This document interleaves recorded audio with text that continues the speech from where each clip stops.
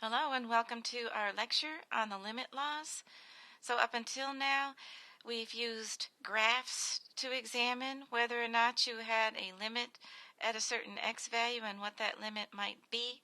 We've also used XY tables of values and approached from the left and from the right very close to the x value that we're talking about to determine whether a limit exists. Now we're going to use some laws to determine whether limits exist at a particular value. So let's talk about this set of laws here called the limit laws. Now it looks like a lot to take in here, but it's very intuitive stuff.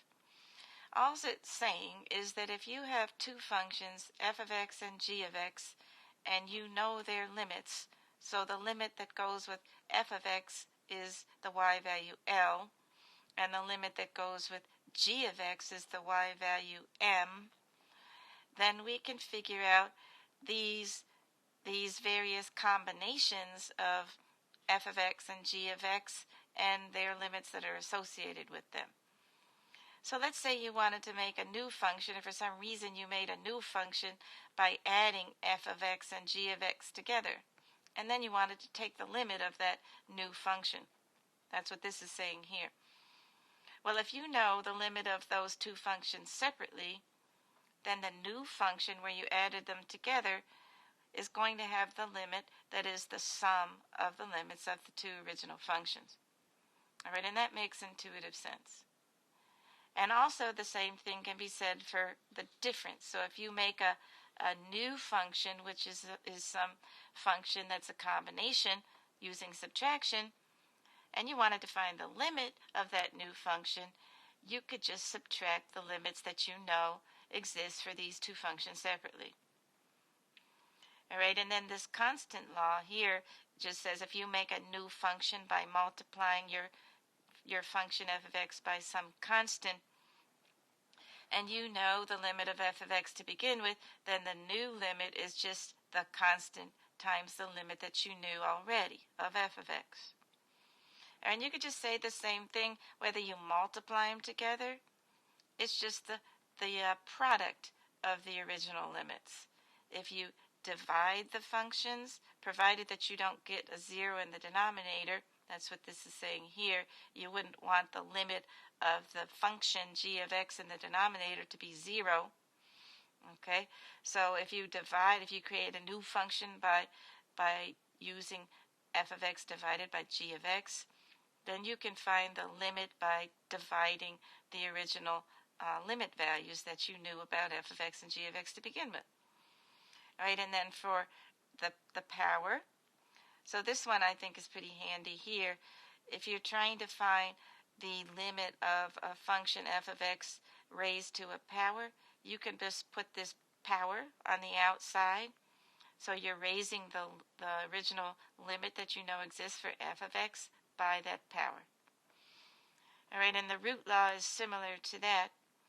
If you make a new function by taking the sum root, whatever root, of f of x, and you know the limit of f of x to begin with, you can find the limit of the new function by just taking the root of the limit that already exists. So these are kind of intuitive. Now let's talk about limits of polynomial and rational functions. So this says let p of x and q of x be polynomial functions. So we know polynomial functions are just like x cubed plus x squared plus x, or x squared plus 1, something like that. We've studied them before. And let a be any real number. So then the limit as x approaches a, any value a real number, of a polynomial p of x is equal to p evaluated at a. So what that says is if you have a polynomial function, let's say you've got some function p of x is equal to x squared plus x plus 2, if we wanted to take the limit as x approaches 1 of this function, we would just plug that 1 in there, and we would get 1 plus 1 is 2 plus 2, which is 4. So you're basically just evaluating the polynomial at that x value of interest. Now the same thing can be said for a rational function. So remember, a rational function is a ratio of two polynomials. So I just made up a simple one right here. Let's say this rational function is equal to p of x, which would be x plus 1 in this example, divided by q of x, which would be x plus 2 in this example. These both are simple polynomials. If I wanted to take the limit of r of x as x approached 1, let's just say 1 again, I would simply substitute 1 into my rational function, and I'll get 2 over 3, and that would be my limit. So it's simply you're going to substitute your value of interest into either of these types of functions. As long as you don't get a 0 in the denominator in a rational function, then that's the value of your limit. So let's start with a couple very simple examples. It says, what is the limit as x approaches 12 of 5? So the limit of a constant function is just the constant itself. So the answer here is going to be 5. So remember that the function f of x is equal to 5 is the same thing as saying you have y is equal to 5. Okay, so if y is equal to 5, let's say this is 5 here, you're talking about a horizontal line. So if you're approaching x is equal to 12 from the left and the right, of course you're going to be on that line. You wouldn't be anywhere else because every point on this function has the same y value, which is 5.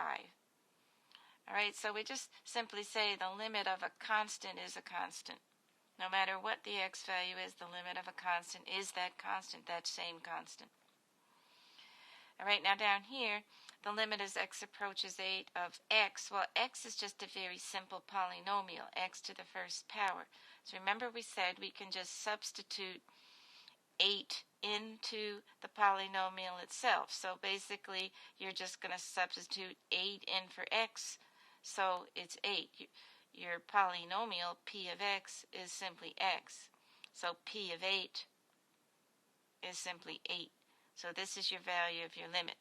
So these are just two very simple ones that we're starting out with. Okay, let's take a look at A here. So we're going to find the limits involving polynomials using the limit laws. So there's two ways to look at this. We can look at this as the limit of this function minus the limit of this function minus the limit of this function, and then we can find the limit of each of these separately and then just say I'm going to take this one and subtract this limit and subtract this limit. Well, that's kind of a lot of work. Or you can just say, well, I clearly have a polynomial here, and I know if I want to find the limit of a polynomial, all I have to do is substitute my value of interest into the polynomial and evaluate it. So that's the most straightforward thing to do here. So I'm just going to substitute 2 wherever I have an x, and I'm going to calculate this value here. So I did that substitution, and I end up with 14. Now looking at B here, 2 times the limit as x approaches 1 of x, which is a polynomial, plus 3 times the limit as x approaches 1 of 2x squared, which is a polynomial. So we can find the limit of each of these by simply doing substitution of 1 here and 1 here. And then this number out front there, we can just multiply the limit by that value we find. So 2 times substituting 1 in for x here, that would be 1. And then I've got plus, and I have 3. Now substituting 1 in for this x here, I'd have 2 times 1 squared. And I just simply have to calculate that number, and I've got my limit. So I got 2 plus 6, add those, and I get 8. So the limit of this is 8. All right, now I've got here this power on the outside here. Now let me just go back to the rules page here, because this one is kind of interesting, because here's the rule that governs this one right here. I wouldn't necessarily want to raise my polynomial to any kind of a higher power. That would be a lot of work. So if you evaluate f of x first at the value a and then raise it to the power, you're simply taking a constant and raising it to the power, and that's definitely an easier task. So this power law is going to apply to this problem we're doing next. Because if you took this 3-term polynomial and raised it to the 5th power, that would be a lot of polynomial multiplication, right? We don't want to do that. So the way we rewrite this is we take the limit as x approaches 1 of the polynomial without the power, and find that number by substituting 1 for x and calculating the number. Once we have that number, then we take that number and we raise it to the 5th power. Okay, so I substituted the 1 in there. Now, if I carry out that on my calculator, I got 12 raised to the 5th power. Typing that in, I'm getting 248,832. So this is my limit, taking 12 to the 5th power. So that's definitely a lot easier for these ones that have a power of some long polynomial. So here's a special case in this example for calculating a limit of a rational function when you end up with the indeterminate form, we call it, 0 on the top, 0 on the bottom. All right, so we can solve this issue by factoring and canceling. So this is basically a problem where you have a removable discontinuity that can be canceled out. So if I substitute 3 into this function, you can verify this, but you'll get 0. If I substitute 3 into this function, you're going to get 0. So what I'm going to do is I'm going to factor the top. So remember to factor x squared plus 4x minus 21. So you should be good at factoring now that you're all the way up into calculus. So remember, you find the two numbers that multiply to give you 21, like that, and add to give you 4. So I need a negative, so I'm going to put the negative on 3. So I know that my factored form is x minus 3 times x plus 7. And I know that I don't have to do anything further like factor by parts, because I have a 1 in front of the x squared. All right, so if you're rusty on factoring, that's something you'll have to review. Okay, so if you need any practice problems, just let me know. All right, so now I've got x minus 3 on the bottom. So I can see here that I'm able to remove that factor. So now I can say the limit of x approaches 3 of a simplified equivalent equation with that whole taken out of it, x plus 7. All right, so that's a polynomial. So I can just substitute 3 for x, add 7, and I get 10. All right, let's try another one. So here, if you substitute negative 4 in the numerator, you get 0, and you can verify that. It's clear that you get 0 in the denominator, so I've got the indeterminate form, 0 over 0. So we're going to try finding the limit by factoring and canceling again. So factoring a cubic is one of the things we learned back in Algebra 2. So we've got x cubed plus 64. So the cubed root of x cubed is x, and the cubed root of 64 is 4. So SOAP means same sign, opposite side, always positive. So we've got a small bracket, a large bracket. So our pattern, x4, x squared, 4x, 16. So I squared this. I squared this, and I multiplied these two together. All right, so same sign, so it's a plus here, so same sign, opposite sign, always positive. So that's my factored form, that's my numerator. And like I said, there's a lot of things that you're expected to know or to find out where you could go to review it by the time you get into calculus. I've got those review sheets up in the front for pre-calculus that you might want to take a look at, and I can help you with that if necessary. So I can remove this factor here, and I've got the limit as x approaches -4 of this polynomial that I have left in the numerator.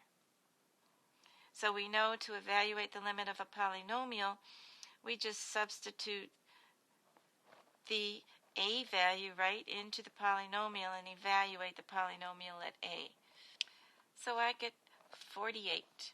That's the limit of that one. So we did some factoring and canceling with the indeterminate form 0 over 0 in order to evaluate these limits. So in this example, I've got the indeterminate form again, and you can verify this. It's easy to see that if I substitute 4 in the denominator, I'll get 0.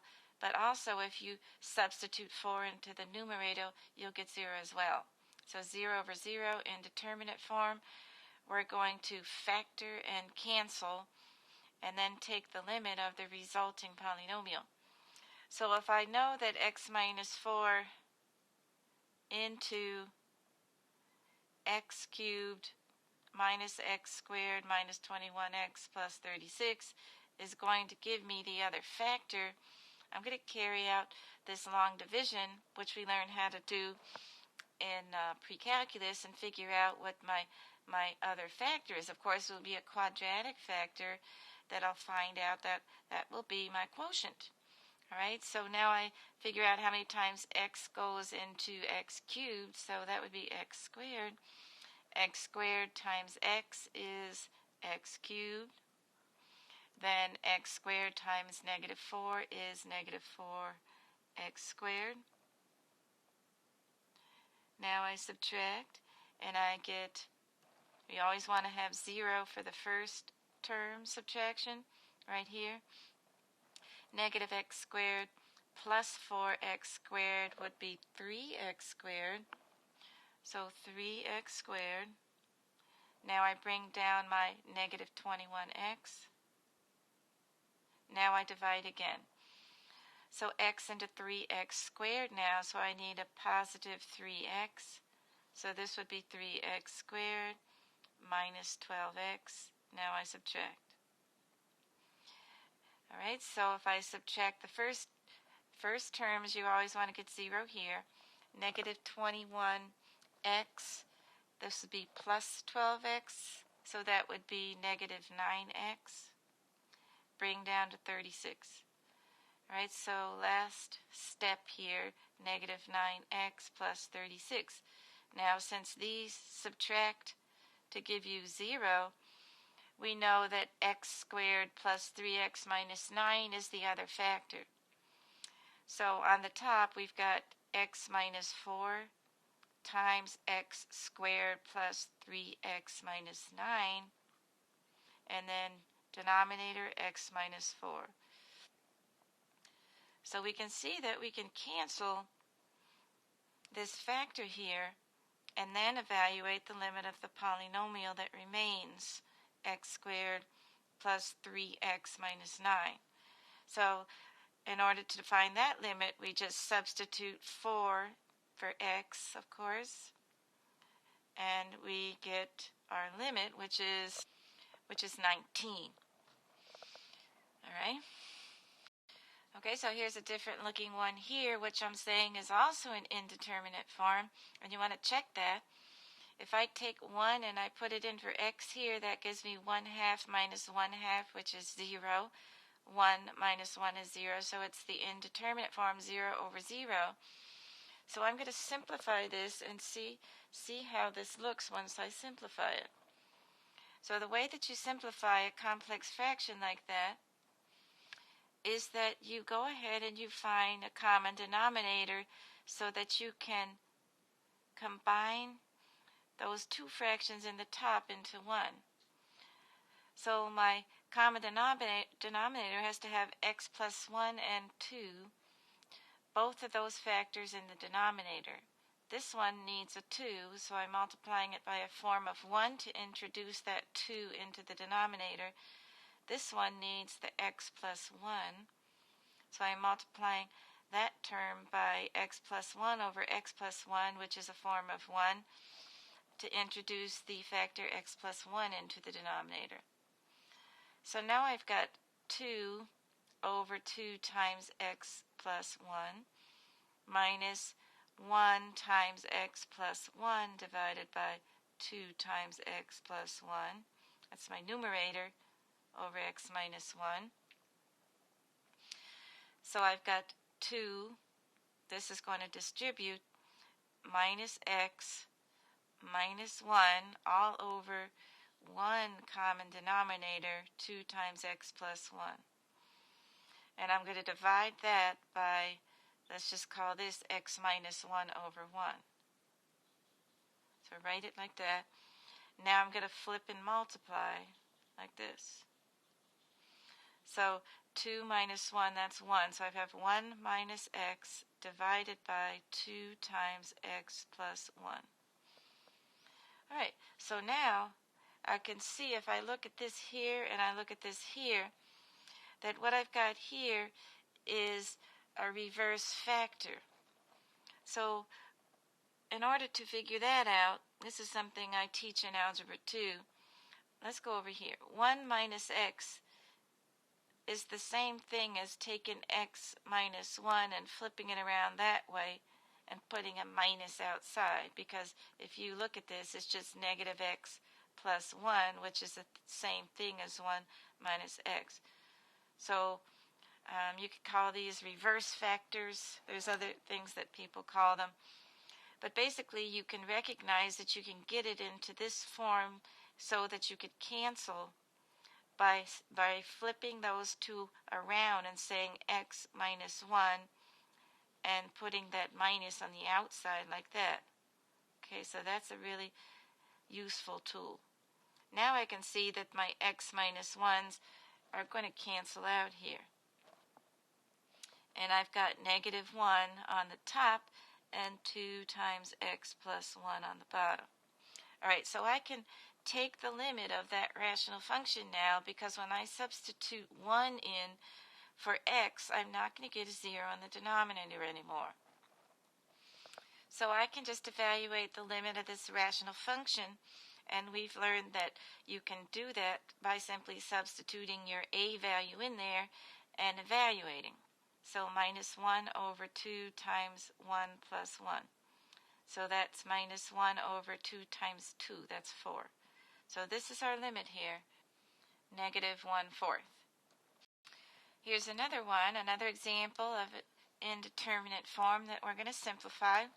So you want to verify that you get 0 over 0. So if I take 0, which is my value a that I'm interested in, and I substitute it in here, I'll get 1 minus 1, that's 0. And 0 in for x here, that's 0. So I do have 0 over 0.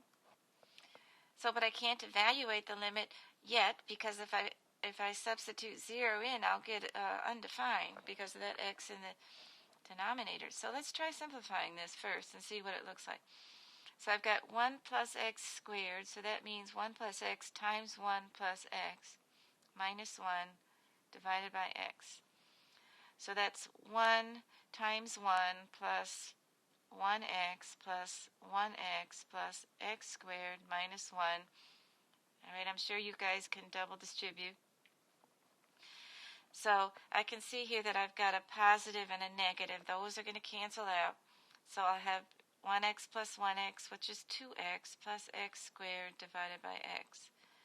All right, so now I can cancel out this x here, and I'll be left with 2 plus x.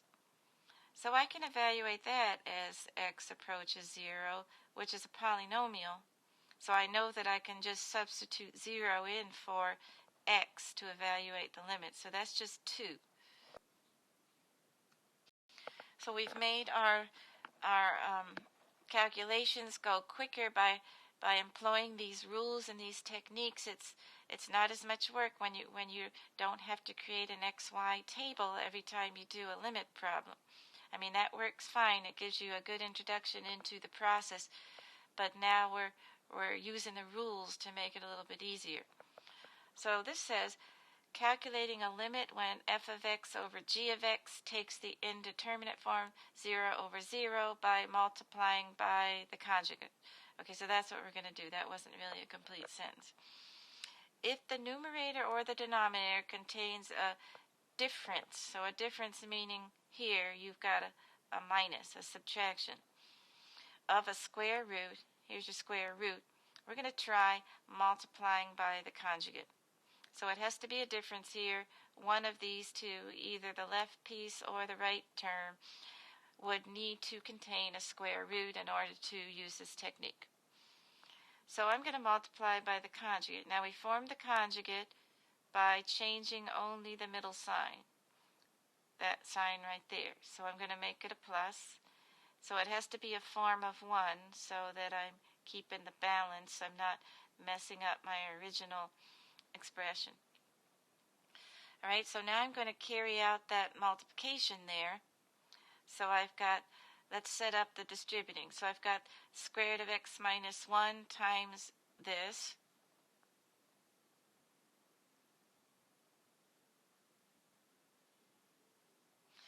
And then I've got minus 2 times the same expression here. Okay, and then in the denominator I've got, and I'm not going to go ahead and carry out any distributing on this because something is most likely going to cancel. So leave it like that. Now here you're going to distribute here and distribute here. So square root of x minus 1 times square root of x minus 1 lifts off the radical. Then I've got this one, and then I've got this one, and then this. And then I'm not going to do any distributing on the bottom until I see what cancels. Alright, so on the top, these two middle terms are going to cancel. And then I've got x minus 1 minus 4. So that's x minus 5 on the top now. So that's going to cancel with the x minus 5 on the bottom. Right here. Alright, so now I've got a new expression that I'm going to take the limit of as x approaches 5. So I've got a 1 on top here now, and I've got the square root of x minus 1 plus 2 in the denominator. So if I put 5 into that expression, I'm not going to get a 0 in the denominator anymore.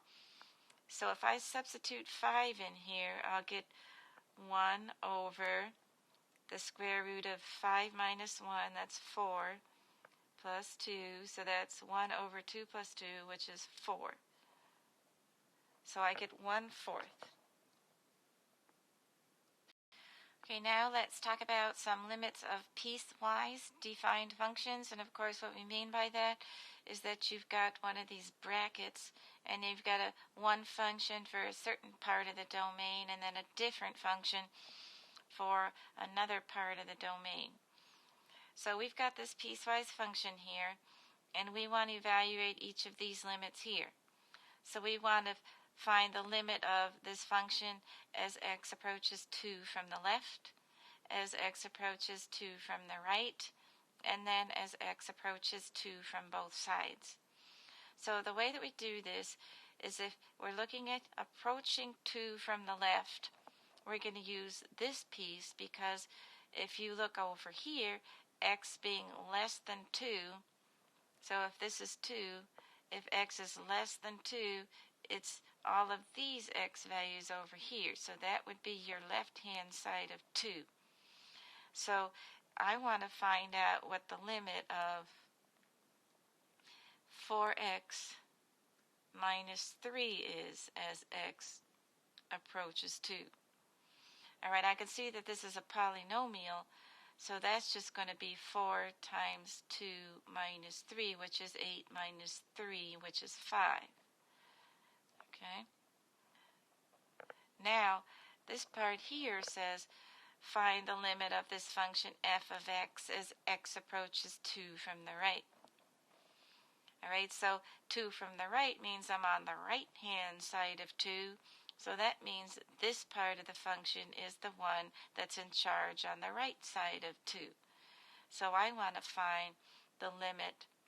So this is b here. I want to find the limit as x approaches 2 of x minus 3 squared.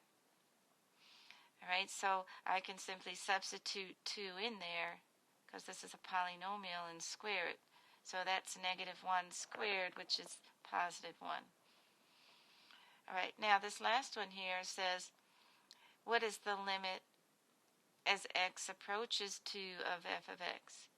Now remember, that's not going to occur unless your left-hand limit and your right-hand limits approach the same value. So we can see that the left-hand limit approaches 5 and the right-hand limit approaches 1. So this limit does not exist because the left-hand limit, let's just say left-hand limit, is not equal to the right-hand limit. That's the reason why this limit does not exist. All right, now let's look at this second piece here. All right, so we've got a piecewise function again, and we're asked to find the limit as x approaches 2 of this whole thing. Okay, so if the limit exists when x approaches 2, remember the left-hand limit has got to equal to the right-hand limit. Okay, so let's find the left-hand limit first. So the limit as x approaches 2 from the left, right, so this one right here is approaching from the left. So we're going to find the limit of minus 2x plus 7, which is a polynomial, so I can just substitute 2 for x. So that's negative 4 plus 7, so that's 3. So that's my left-hand limit. Now, let's find the right-hand limit. So this is the part that is this function 2x minus 1 is the one in charge on the right-hand side of 2. That's also a polynomial. So I'm going to substitute 2 in for x. So that's 4 minus 1, and that's 3. Okay, so notice that the right hand and the left hand limits this time are equal. So then we can make the conclusion that the limit as x approaches 2 that's from both the left and the right of f of x is equal to 3 because they're both equal.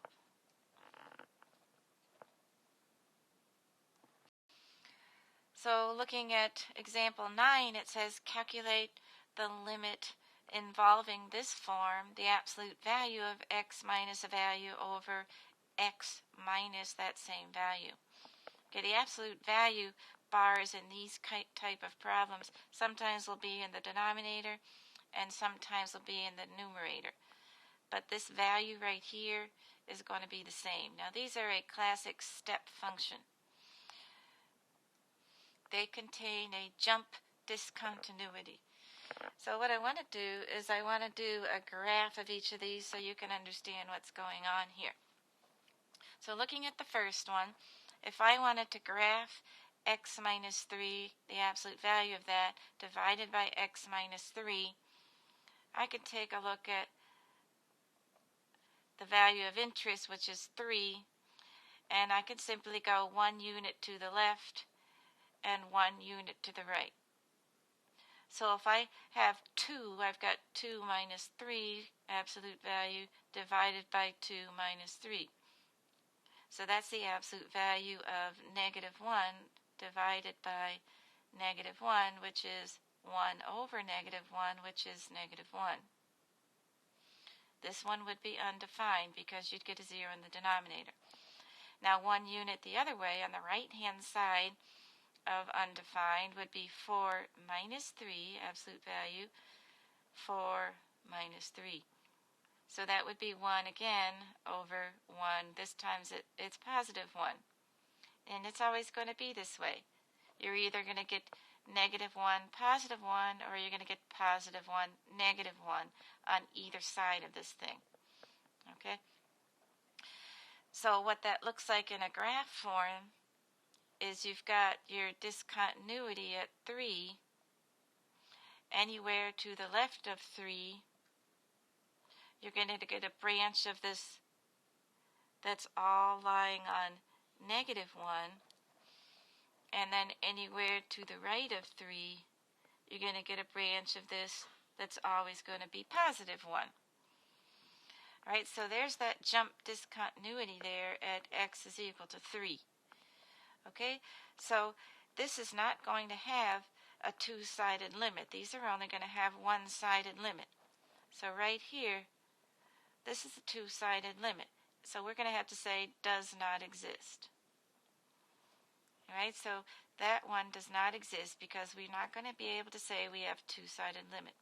Only a one-sided limit from the left or from the right. All right, now if I look at B, I'm going to factor out that 4. So I've got 4 times negative x minus 1 divided by the absolute value of negative x minus 1. All right, so now I can see it's got that form.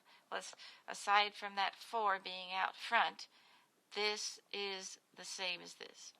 The absolute value bars are now in the denominator. So this is also going to have a jump discontinuity at negative 1. If I put negative 1 in here, that makes this positive 1. 1 minus 1 is 0. So my undefined situation occurs at when x is equal to negative 1. So if I go 1 unit to the left, that would be negative 2. 1 unit to the right, that would be 0. So I've got 4 times negative 2 minus 1, and then absolute value of negative 2 minus 1. So that's equal to 4 over the absolute value of 1, so that's positive 4. Okay? So any value, and you could try this, any value that you continue to substitute in going all the way back to negative infinity is still going to give you a 4. Okay, because this is a ratio of 1 over 1. Right, now, undefined, of course, when you're at negative 1 exactly. Oops, that's not spelled right. Okay, so now let's do the other substitution. So on the right-hand side of our negative 1, which is where we have undefined, I substitute in 0 into my function here, and I'm left with negative 4, which is what I'm going to expect with these. One of my answers is going to be positive and one is going to be negative. All right, so the way that would look on a graph, if negative 1 is where I have my discontinuity, to the left of negative 1, I'm up at 4. And to the right of negative 1, I'm down here at negative 4. All right, so this is positive 4. This is negative 4. So it's the same kind of a thing. You've got a jump discontinuity right at that undefined value. Okay? So this question, though, is a one-sided limit. It says, what is the limit as x approaches negative 1 from the left? All right, here I'm coming from the left. So I can see that if I'm on my curve, I'm going to be up here at 4. So this one we can evaluate. This one is 4. Of course, if it asks for the right-hand limit, you would be down here coming in this way, heading toward negative 1, and your answer would be negative 4. In any case, we can evaluate a one-sided limit when we have functions that look like this. So now let's talk about another famous limit. So we're going to pull in some trig knowledge here. So what we've got here is a unit circle So that means we have a radius of 1. And what I'm trying to ask myself here is, what is the limit as theta approaches 0 radians or 0 degrees of the ratio of the sine of theta over theta? Okay, I want to know something about that ratio. The limit as theta approaches 0 of that ratio. So if I look at this picture right here, let's recall that theta is the angle starting here at 0 radians going in the counterclockwise direction.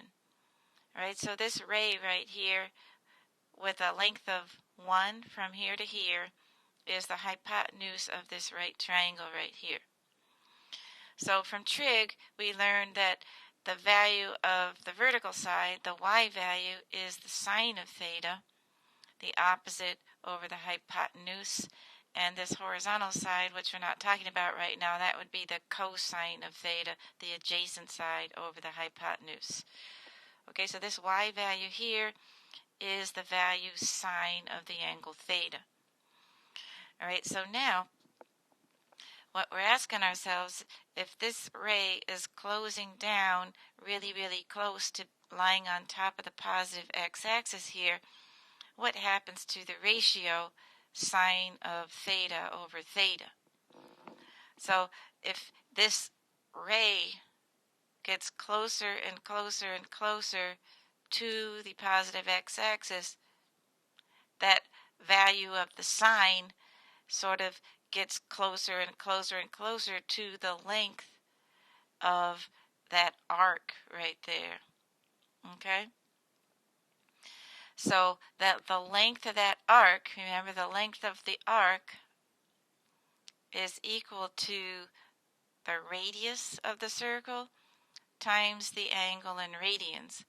Or if our radius is 1 times theta, so the length of that arc is simply the value of the angle in theta in radians. All right, so this is theta right here, but this is also the angle theta right here in radians. So the closer this radius gets to being closed down on the x-axis, the closer this little vertical side gets to the length of the arc. All right, these two things are going to be very, very, very close to being the same length. So that means the length of theta, the dimension theta, approaches the dimension of the sine of theta. Or you could say it the other way around. This dimension approaches this dimension. So that means if they're approaching the same amount, that means the whole ratio is approaching 1. Okay, because they're almost the same length when they get so close together. The curvature doesn't play into it when they're so close together like that, when the angle's closing down. So in the limit, as the angle's closing down and approaching 0, the length of that vertical side is nearly the same length as the angle in radians, or the arc length in radians of the unit circle. Okay, so this limit approaches 1. Now we can use that knowledge to evaluate some other special limit problems.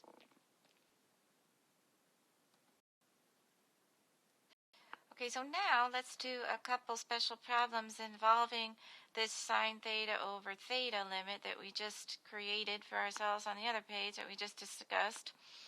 All right, so this first one here, we can say that as long as this part and this part match, are the same expression, so to speak, then we have this form here. Okay, so as long as those two things match, that's the same thing as saying, let's just kind of make this a long deal, even though it doesn't have to be. This is the same thing as saying the limit as 6 theta approaches 0 of sine of 6 theta over 6 theta. All right, because if theta is equal to 0, then 6 theta is also equal to 0. So that's a legal statement right there. That makes sense. All right, so then I could say, just replace 6 theta with some dummy variable, let's say alpha. And I'll get this form that I'm looking for. All right, so I've got that form, and I know that the answer to that is 1. All right, so because we figured that out on the prior slide. So A, the answer is 1. So for B, I'm going to break this up into a product using the limit laws. I can say the limit as theta approaches 0 of a piece of this sine theta over 5 theta times the limit as theta approaches 0 of the other sine theta. And if I look at this, sine times sine is sine squared, and then 5 theta times the denominator here, which would be 1, is 5 theta. So the product of these two equals that, so this is okay right here. All right, now what I can notice is that there's no reason that I can't just evaluate the limit of the sine of theta as theta approaches 0, because I can substitute 0 in for theta here, and sine waves are continuous functions. So if let's just look at this for a second. I got this sine wave here. Let's just say this is 0 right here. If I'm coming in from the left and from the right, okay, I'm going to hit the same value because this thing doesn't have any discontinuities. So, so I can just say that this piece right here is the sine of 0. All right, so we know from precalculus or trig, or both, that the sine of 0 is 0. All right, so that piece on the right is 0. So we haven't evaluated this one yet. We could if we wanted to, but regardless of what that is, if we multiply it by 0, you're going to get 0. So we just say the answer to this one, the limit of this one here, is 0. So we're going to apply the limit laws to this one too. We're going to break it up into a product. Theta approaches 0 of the sine of 2 theta over 1 times the limit as theta approaches 0 of 1 over the sine of 7 theta. And that's legal because this times this is this right here. All right, so this is the limit law involving the product of two limits.